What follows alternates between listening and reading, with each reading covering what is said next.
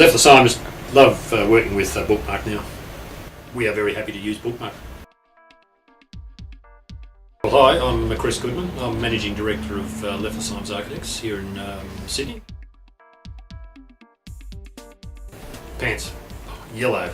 New York, recycled where we can. Cat, snow. Probably thrillers. Spaghetti. Philip Stark. Probably Windows though for computers. Aston Martin. Storman and Packer for a chain of supermarkets which doesn't exist anymore. Maybe they feel if they cover themselves in black that they don't have to worry about colour. I'm not sure. Of recent times we've finished a couple of reasonably good jobs. One is the new Fox Studios over at Gore Hill. Both the externals and the internals, which was a incredibly fascinating project, and because it was incredibly high tech with millions of dollars worth of technology in terms of studios and sound equipment and the like. And in fact I think the stats were we spent more money on the fit out of the studios and all the music rooms and booths than we actually did on the physical building itself. And it sits up there where the old ABC studios are at Gore Hill. Behind the scenes is quite extraordinary. I mean, they grow their own timber, which is all sort of reused. It's all recyclable timber. They go to the end to ensure that it's all the materials they use are recyclable. They have a renewable resource in terms of timber forest. They own the forest. They own the trucking companies. They own and operate all the factories where their furniture is actually produced. So it's almost sort of a door-to-door construction process. That particular project was a difficult one only because it was built on an old tip.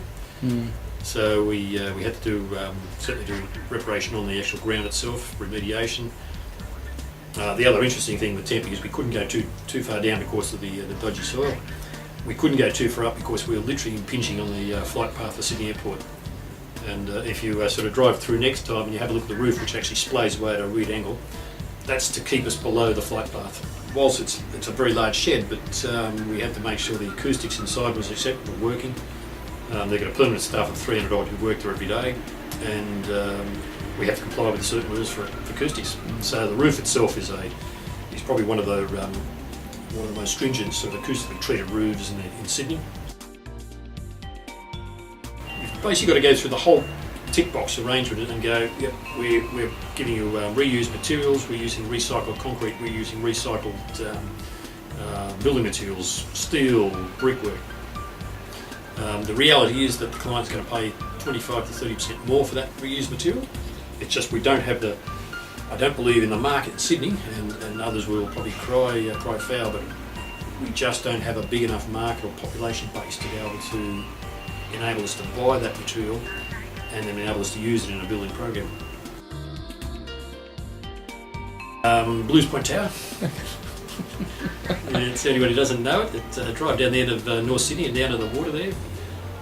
And there's this building which was designed by one of our most well-respected architects in the country, Harry Seidler.